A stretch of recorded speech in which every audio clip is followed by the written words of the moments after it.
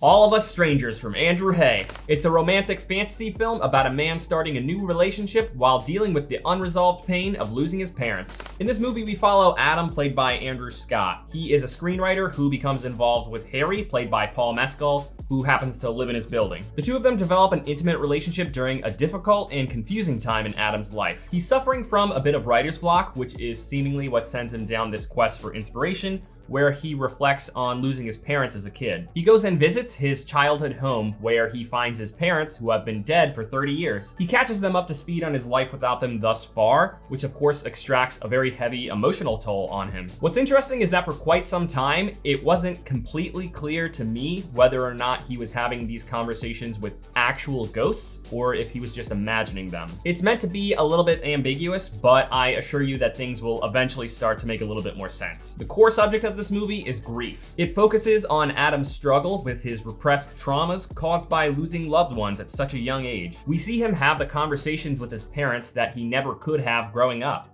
When you think about it, these are the conversations that Adam has been longing for his whole life. He finally gets to address the things that he struggled with as a kid, even when they were around, like not receiving the emotional support that he needed. Things like that obviously stung a lot more after they were gone, because he had to go his whole life missing his parents, but also wishing that things had gone differently before they left. It's a really beautiful, but potentially painful viewing experience for anyone who similarly longs for having closure with the people that they can never speak to again. So Adam is having these emotional encounters addressing the past, but they are also having a big impact on his motivation to make a better future for himself. He sees the potential to have something very real with Harry, who also has a bit of emotional baggage. We, of course, see them sharing their hardships with one another, including their experiences growing up queer and coming out. This relationship provides a lot of much-needed inspiration throughout the movie, contrasting the heavier emotions brought out in the encounters Adam has with his parents. These two sides of the movie might seem a bit dissonant at first, but believe me when I say that they will meld together perfectly. Even if they didn't, I really do think that these two story themes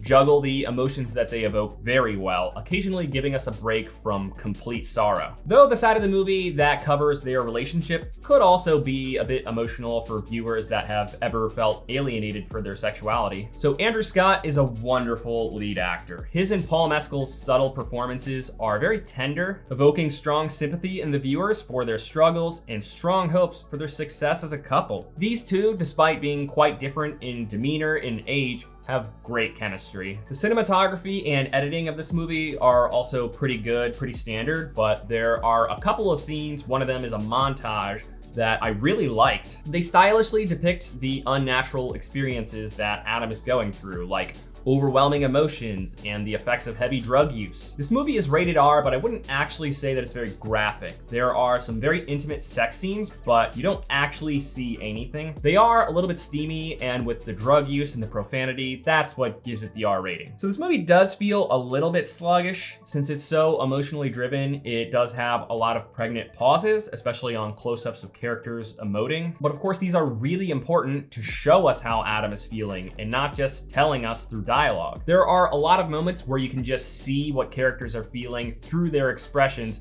before words are even spoken. And when they do speak, the dialogue is just perfect. It's really refreshing watching a romance film where the dialogue isn't just painfully cliche or super on the nose. I really want to emphasize that for maximum enjoyment, you should be paying close attention to seemingly insignificant details, because how some characters look and speak will prove to be relevant by the end of the movie. So the ending might seem a bit lackluster or confusing at first, to which case it might have just gone over your head, but that's totally fine. I actually didn't fully comprehend it myself at first. But once I left the theater, got into my car, started thinking about it, and realized what it meant, my expressions quickly evolved like this.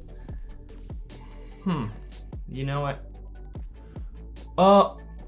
Oh my God. Oh my God. If you watch this movie and the ending doesn't give you that reaction, Just come back to this video, drop a comment down below, and we'll talk about it. Overall, this was a deeply psychological, touching, and beautiful film that really reminds me of that one Isaac Dinesen quote. Time goes by so fast. People go in and out of your life. You must never miss the opportunity to tell these people how much they mean to you. This movie is incredible and a total sleeper for this award season. If it bangs on all cylinders, it should be one of your best watches of 2023 that you would now be watching in 2024. If you're in the mood for something sad, romantic, or psychological, then this is a great watch. But if you do not like heavy ambiguity in films, then you probably won't like this one. Thank you for watching this review. If it brought you any value at all, please consider giving it a like. It really does help the channel grow. I'll see you later this week though with my reviews of Lift and The Beekeeper.